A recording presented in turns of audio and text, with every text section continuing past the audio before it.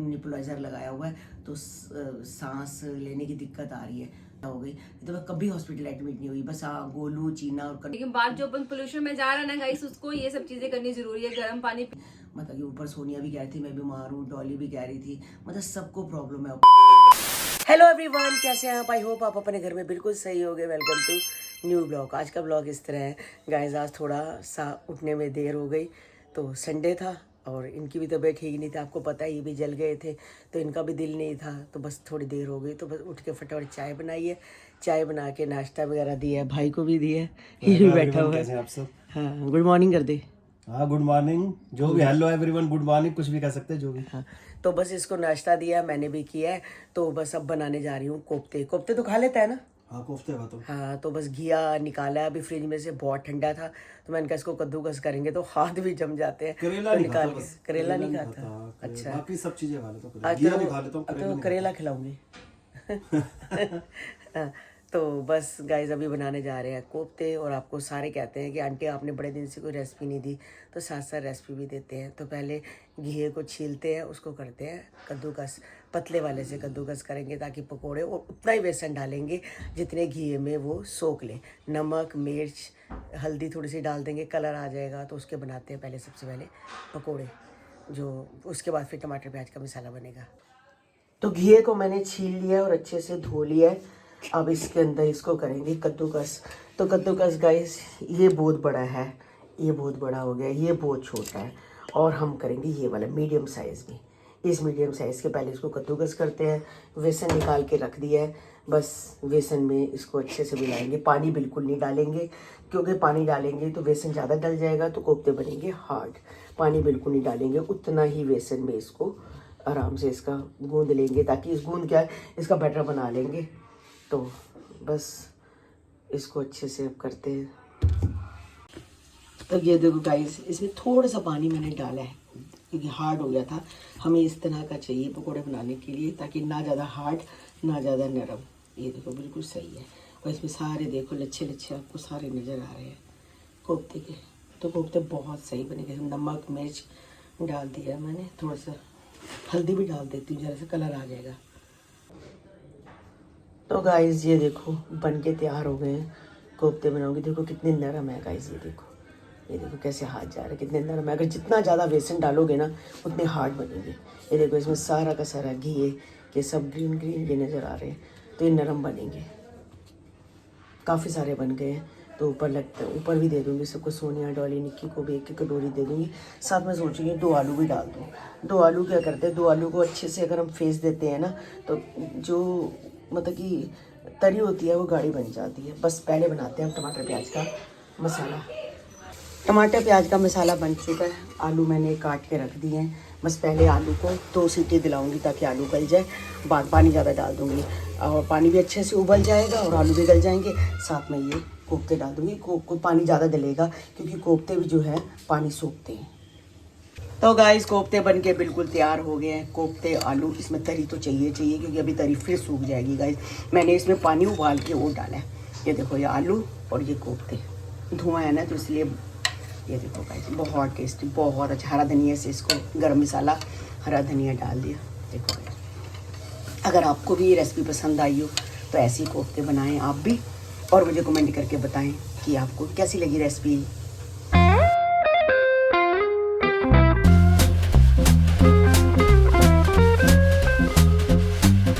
तो गाइस मैंने ये वाली चादर बिछाई थी, देखो कोको कैसे बैठी हुई है चादर के ऊपर आराम से, ये तकिए पे बैठी रहती है। मैंने इसको भी कपड़े बना दिए और पूछी को भी बना दिए हल्के हल्के, ताकि बॉडी में इसको ठंड ना लगे। तो गाइस चादर है, बिल्कुल बहुत सुंदर लग रही है चादर, और बिल्कुल टिकी पड़ी है। मेरे को ना भारी चादरें ज़्यादा पसंद है, जो कॉटन की पतली पतली होती है ना गाइस, वो बड़ी खिसक जाती है, ये खिसक नहीं रही, बड़ी सही है चादर, ये मस्त, कलर भी अच्छा है। तो बस अभी मैं निक्की के पास आई हूँ, और सारा दिन आई नहीं गाइस, बड़ी तबीयत से ठीक नहीं लग रही थी, पता नहीं क्या बात है, जैसे मौसम चेंज हो रहा है तो बुखार बुखार बुखार बुखार बुखार लग रहा है, बस दिक्कत आ रखी है बहुत, सारी बीमारी हो रही है वैसे तो। हाँ, मेरा भी गला दर्द होता है, सुबह उठते पहले मेरा सिर दर्द था, तो मैंने निसी प्लस खाई, गोली खाई, मैं कहूँ सब्जी बनाती रही, रोटी करती रही।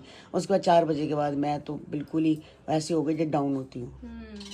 अभी तक मेरे को सही मौसम चेंज की वजह से बारिश नहीं आएगी ना, ये सूखी ठंड सबको और गला हल्का हल्का ऐसे सुबह उठते ही दर्द होता हाँ वो तो होता ही है ना। गर्म पानी पीना चाहिए सुबह उठ के, या फिर गरारे करने चाहिए सुबह उठ के।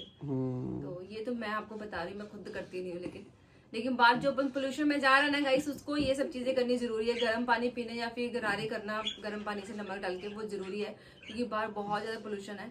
और पोल्यूशन से तो सारे बंदे बीमार हो ही रहे हैं। जब तक बारिश नहीं पड़ेगी ना, तब तक ये सूखी ठंड जो है ना सबको खराब करेगी। ठंड करेगी। डॉक्टरों की वहाँ लाइन लगी हुई है, वो तो लगेगी अब, क्योंकि देखो सारे बीमार हैं तो फिर क्या करेगा बंदा। सब लाइनें लगी पड़ी हैं, डॉक्टर के वहाँ टाइम ही नहीं है, डॉक्टर के पास ही टाइम नहीं है। क्यों, वो बेचारे क्या करें, उन्होंने तो सारे पेशेंट, हाँ सीजन चल रहा है नहीं, उन्होंने तो अपना सबको देखना है ना। हाँ वो तो है ही, ये बंदा अपना करेगा ही करेगा ना, बंदे को इलाज चाहिए। हाँ ना, बड़े तबीयत खराब लगती, सारा शरीर दर्द होता रहता है। डॉली कहती मेरे भी दर्द होता है, सोनिया कहती मेरे भी दर्द होता है। अब सोनिया के ऊपर कमरा ठीक करा रहे हैं ना, तो एक कमरा ठीक कराया, दूसरा कराया, ठीक है ना, सबने ही करवाए हैं। पहले तूने करा लिया, फिर सोनिया डॉली ने दोनों कमरे करा लिए, अब सोनिया करा रही है। हमारा तो ऑलरेडी पहले ही ठीक था, हमारा तो पहले हम वैसे भी घर में काम छूट जाए ना, वैसे थका थका रहता है बंदा, फिर ये सामान वो सामान इधर उधर वही करते रहो, बस खलारा ही मचा रहता है। हाँ। तो गाइस सुबह सुबह की बात है, 10 बजे थे, तो एकदम ना किसी लेडीज की बहुत ज्यादा रोने की आवाज आई। तो मैं बाथरूम में थी, तो मैंने कहा पता नहीं क्या हो गया एकदम। तो मैं बाथरूम से निकली तो ऊपर सोनिया डॉली वगैरह से पूछा, तो बाहर गली में गई तो देखा कोने, बिल्कुल कोने वाला जो घर है जहाँ हम घर को ऐसे टर्न करते हैं बाहर जाने के लिए, तो कोने वाला घर है फर्स्ट फ्लोर पे वहाँ किसी की डेथ हो गई थी। एक लड़का है, कहते जवान है। तो अब आपको पता है सारे आजकल रेंट पे आने शुरू हो गए हैं, तो इतनी ज़्यादा लोगों से बातचीत हमारी नहीं होती। जो पुराने थे कहीं चले गए, अब जो किराए पे रहते हैं तो इतनी हमारी बातचीत थी। इतना पता है कि सोनिया बता रही थी कि 3-4 दिन पहले वो सीढ़ियों पे चढ़ने की कोशिश कर रहा था, उसे चढ़ा नहीं जा रहा था, उसका भाई चढ़ा रहा था। तो आज सुबह देखा तो बहुत सारे लोग बाहर खड़े थे, तो उसकी भी डेथ हो गई। तो बस आजकल गाइस बहुत बीमारी चल रही है। हमारी कोको है, देख लो, कोको की दवाई चल रही है। अब इसको 10 गोलियां हैं, मैंने इसको देनी है, और 10 गोलियों के बाद फिर इसको डॉक्टर को दिखाऊंगी, अगर बैक्टीरिया दोबारा कोई फैल ना जाए, कोई दोबारा से कोई इफेक्ट ना हो जाए इसकी बॉडी पे। तो गाइस इसकी भी दवाई चल रही है। मेरी भी तबीयत ठीक नहीं है, किसी की भी तबीयत ठीक नहीं, खांसी जुकाम बुखार बहुत ज़्यादा हो रखा है सबको। तो मैं भी कभी हॉस्पिटल में एडमिट नहीं हुई थी, पिछली बार भी मैं हॉस्पिटल में एडमिट थी, मेरे को सांस की बड़ी प्रॉब्लम आ रही थी। तो ये आजकल जैसे देखो भाई प्रदूषण इतना फैला हुआ है, दिवाली के बाद से इतना ज़्यादा है, कोई धूप नहीं निकलती, कोई कुछ नहीं, बाहर जाओ और गाइस कमरे के अंदर डस्ट ही डस्ट होती है। हमारा सारा ब्लैक है ना फर्नीचर, हर जगह देखो आपको एक दिन भी अगर आप कपड़ा नहीं मारोगे ना दिन में 2 बार, तो आपको सारी डस्ट नजर आएगी। सामने टेबल है, जो टेबल है टीवी के नीचे टेबल है, उस पर भी सारा गंद नजर आता है अगर एक दिन भी हम ना मारे। इतना प्रदूषण है, आप ये सोचो कि जो मतलब कि जगह पे इतना मतलब कि गंदगी फैल जाती है, तो हमारी बॉडी भी कितनी जाती है, मुंह खुलता है, कुछ हम सांस लेते हैं तो मिट्टी गंदगी सारी जाती है। तो इससे अच्छा है कि भाई रात को कभी भी सो तो गुड़ खा के सोना चाहिए, गुड़ से सही रहता है। तभी कहते हैं कि गाइस रात को जब भी सो तो गुड़ खा के सो, खाया पिया हजम हो जाता है, मिट्टी डस्ट वगैरह सब अंदर चली जाती है। तो पिछली बार भी मैं बीमार हो गई थी, मेरे को सांस की प्रॉब्लम आ गई थी, तो आज वही बात मैं सोच रही थी। मैं कहा ऐसे फिर दोबारा से ऐसे सबको प्रॉब्लम हो रही है सांस की, मतलब कि ऊपर सोनिया भी कह रही थी मैं बीमार हूँ, डॉली भी कह रही थी, मतलब सबको प्रॉब्लम है। ऊपर पहले निक्की और ये रौनक कितने दिन बीमार रहे हैं, कितने दिन काढ़ा पीते रहे। बस मुझे वही याद आ रही थी, वो फोटो आज मैं देख रही थी अपनी, तो उसमें मैंने मतलब कि निपुलाइजर लगाया हुआ है, तो सांस लेने की दिक्कत आ रही है। तो बस वही आज पुरानी यादें मतलब ताज़ा हो गई। तो मैं कभी हॉस्पिटल एडमिट नहीं हुई। बस हाँ, गोलू चीना और कन्नू जब पैदा हुए थे तब तो चलो खुशी का माहौल होता है तो इंसान हॉस्पिटल जाता है, मगर कभी हॉस्पिटल एडमिट नहीं हुई। तो बस ज़िंदगी का ही पहली बार था जब हॉस्पिटल एडमिट हुई थी और सारा निपुलाइजर लेना पड़ा था, पूरी सांस की बड़ी दिक्कत हो गई थी मुझे। तो बस पूछी से काकू डर रहा है, पहले काकू तो डरता नहीं था, अब आजकल बहुत डरने लग पड़ा। 2-3 बार ना अटैक कर दिया इसने, तो डरने लग गया है। हाँ पूछी भाई है तेरे को समझ नहीं आती।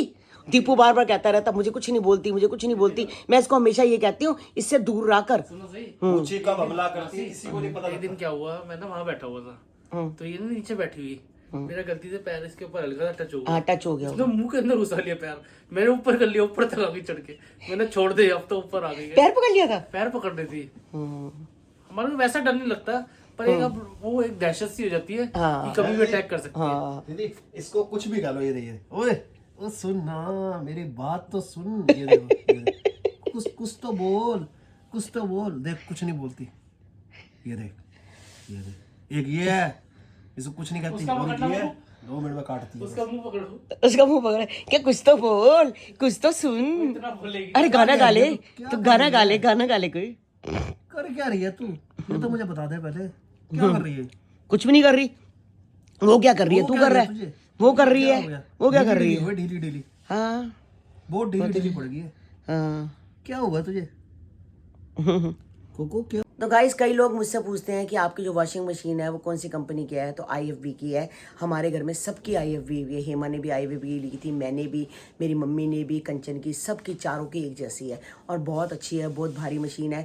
हमने तो 36,000 रुपये की ली थी उस समय, और जब कंचन ने अभी ली और चीना ने ली है तो उसकी 42,000 की आई है। मतलब अब हमें कितने 4 साल हो गए इस बात को। तो महंगाई तो आपको पता ही है, फिर दिन पर दिन ये चीज़ें महंगी हो जाती हैं। तो उसकी 42,000 की है।